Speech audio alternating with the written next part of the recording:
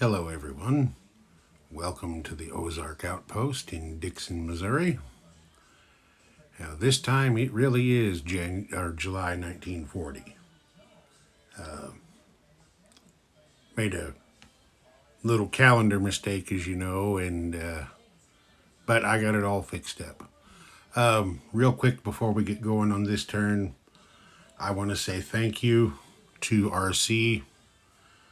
Whether you know him as Rank Carcass or Rank's Cat Bombs, all the same guy. I put the question out there about proper rules for lend leasing to the Commonwealth, and he was able to answer that for me. So thank you, RC. Now we're going to get going with Germany here in July 1940. Real quick before I go to the unit purchase and tech rolls and stuff, I just want to have a look at the situation here real quick, because things are not really as they were expected to be. You see here, Germany has been pushed back to their starting position.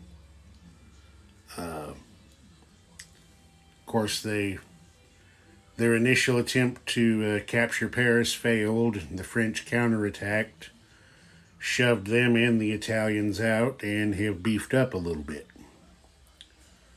Germany, as I pointed out before, went all in on their blitzkrieg move and didn't have anything to follow on with, so they've had to do a little build-up before they can continue their offensive in Western Europe. By this point in the game, they should have already conquered France, of course, so that they could be ramping up for Barbarossa in the east. But things don't always go as planned in war.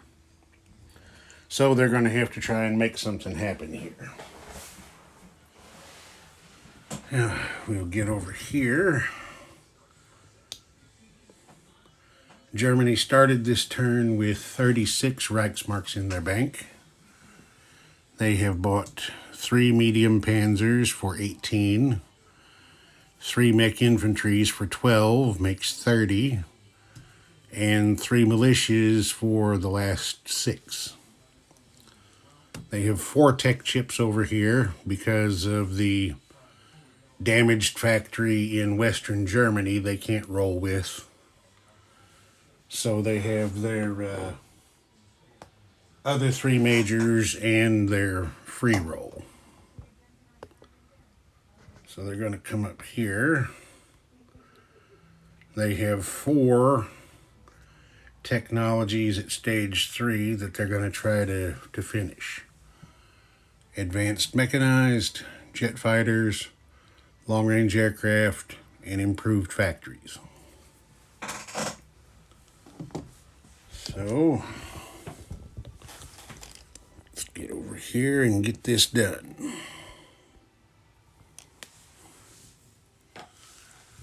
Okay, advanced mechanized is a 7.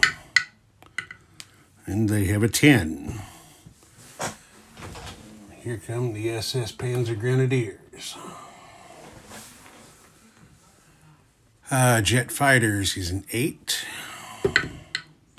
Missed with a 7. Long-range aircraft is a 7. They hit that with an 8. They can reach out a little farther now. And last, improved factories is a 7. And they got that one with an 11. So they can increase their production a bit. Okay. As I said, it's going to be the best side to do this from. Over here, maybe. It's my iPad going off in the background. Yeah, I think we can see what we want to there. They've got two choices here. They've already tried to push through Belgium and Picardy to hit Paris and got pushed out. A general once said the army that wins is the one that gets there the fastest with the mostest. And as bad as it's going to be initially, I think that path is going to go through Alsace and the Maginot Line. Either way, whichever way we want to go, it's going to be 2 turns to get into Paris again. Because if I go to Alsace, of course the Maginot Line is a fortification zone, and you can't blitz after attacking into a fortification. So if we could capture that, we still can't get on to Paris until the next turn. If we come over here through Belgium again, if we can take that and then this turn blitz into Picardy, we still need another turn to be able to get to Paris. The way things are laid out here, by going through Alsace, I can attack with the most units, concentrated in what Clausewitz called the Schwerpunkt, the focal point, I guess would be the easiest way to translate that. By going in there, I can attack with 6 infantry, a commander, 3 panzers, because these 2 in Western Germany are going to combat move over there, and 2 mech infantries from Western Germany will also combat move over to there. The fighter will go in on the attack, as will the medium bomber from Western Germany. Like I said, that's going that way. You know, the Maginot Line has those special rules. It gets 2 first strike rolls on a 5. If I remember correctly, the German infantry are going to take double casualties on the first round. And, of course, like I said, they can't blitz, even if they capture it. But that's what we're going to try. So I'll play this out and let you know. Okay, I misstated the defensive capabilities for the Maginot Line. It's a bit better than I said. All land units are going to be subject to double casualties, not just the infantry. Their 2 first strikes from fortified artillery are going to be on a 6. And the French defenders are going to get a +3 on the first round. So, we'll see what happens here. Okay. It was actually relatively painless. 1 round of combat. The infantry and the mechs took out the French defenders, and the return fire cost the Germans 3 infantry. So now they're here in Alsace. The fighter and the medium bomber changed spots. They non-combat moved. The medium bomber back to Bavaria, and the fighter to Western Germany. So, yeah, let's come over here and do this, just so there's no chance I can forget it. I'm going to have to start doing things in a specific order so I don't forget. Alsace was worth 3, so Germany goes up 3 to 31. France down 3 to 15. That's going to be the only... No, that's not the only combat. Nope, it's not.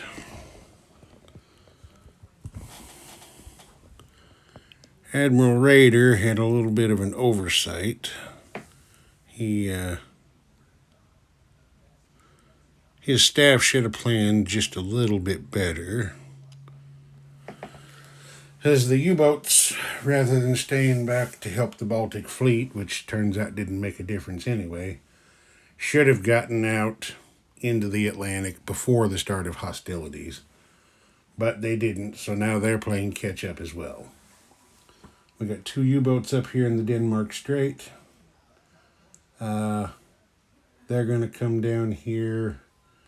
1, 2. 2 right there. And...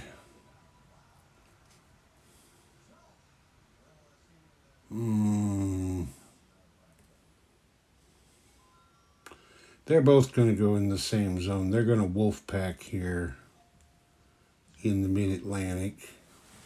And they are going to convoy raid.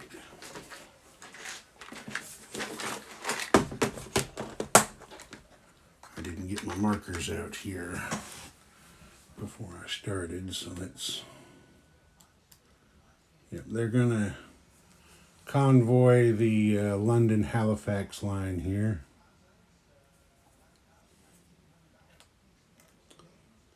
Get back over there, little Corvette.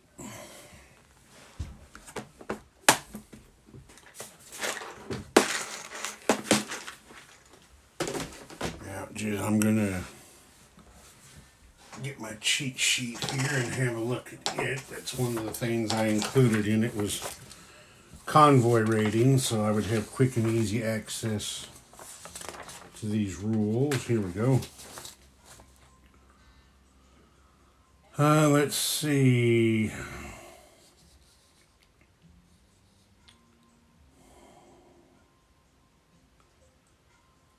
Okay, regular U-boats have a rating modifier of +2 on 1d6 each. And the Corvette on escort duty, let's see. Well, it just says here escort duty ship +1, so I guess there isn't a different modifier for a Corvette. It's treated the same as a destroyer for that purpose. So we got 2 U-boats raiding and 1 Corvette escorting. So if I'm doing this correctly, we'll get over here and roll this. Okay, the first U-boat rolls a 12. +2 is 14. The Corvette rolled a 1. +1 is 2. So that's going to be 12 pounds of damage to the British economy. And this line has... There's a limit number on there. There it is. That line can take a maximum of 5 IPP damage. So, get over here and remove 5 pounds from Great Britain's bank. And then, of course, since we hit the maximum allowance, that line cannot be raided again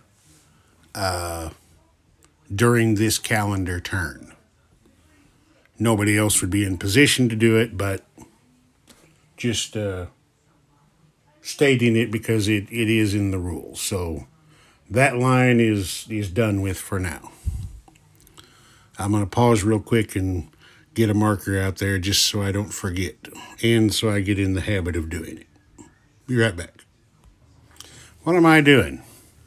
Those are supposed to be D6 rolls, not D12s. Yeah, this is going to make just a little bit of difference. Sorry about that. All right, let's try this again. The first U-boat rolls a 2 plus 2 is going to be 4. That makes more sense.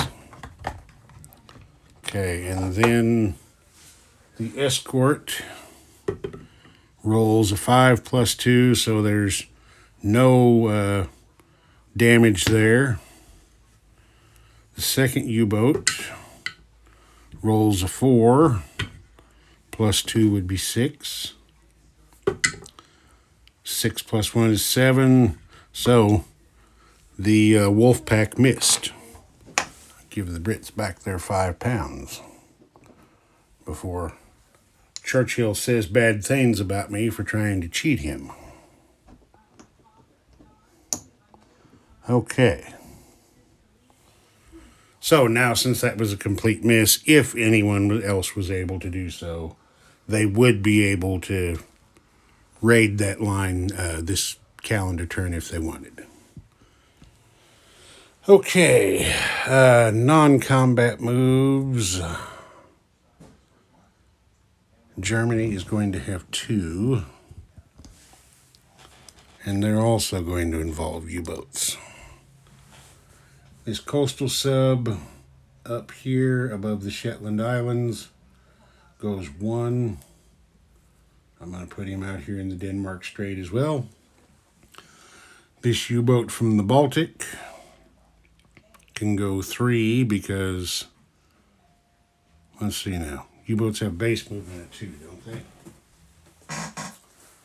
Better be sure so I don't say the wrong thing.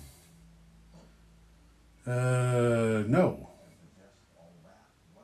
Regular U-boats have a base move of 3, so he can actually go 4 with the major shipyard bonus. So he's going 1, 2, 3, 4, also into the Denmark Strait. Now, another reason it doesn't apply to, well, it does apply to Germany. Another reason for, we could do it without an air base, but, you know, it's Greenland. If you're going to operate aircraft from there, I mean, you pretty much have to have an airfield. Once this is completed and we get a plane out here, we can do combat air patrol in this zone. And if Hitler wants to try to run more U-boats through here to break out into the Atlantic, they're going to have to fight their way through rather than just being able to slip through unopposed. Okay. Yeah, that's it for non-combat moves. So we're going to place units. The 3 Panzers are going to go here in Bavaria.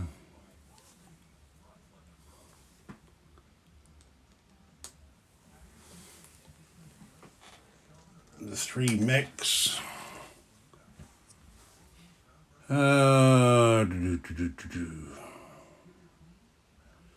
The 3 mechs are going to go here in Berlin. Of course, I can't place anything in Western Germany because that major factory has 10 points of damage on it. We didn't have the extra marks this turn to repair that, but, you know, either way, from Berlin next turn, if they want these mechs, can attack into Belgium, or they can do their 2 moves to come over here into Alsace as a follow-on for the action in France. Same way with the Panzers down here in Bavaria. They can get over here into Belgium, or they can try to get down here into southern France, Picardy, whatever. Okay. that's that. We're going to leave this guy here in Trondelag alone for right now. The territory is not worth any money, so there isn't any huge hurry about trying to grab that. Okay, collect income. Well, let's check wartime bonus. Don't want to forget that. Germany gets the +3 for iron ore trade with Sweden. Oh, see, they could get +1 if they possessed Trondelag up there in Norway, but they don't have it right now. And that's it, just +3. So you can see they're at 31 +3. They're going to get 34 marks to spend on their next turn. And of course, on their next turn, their factory capacity is going to be higher. So that'll give them some help. Okay, this is the Ozark Outpost. Over and out.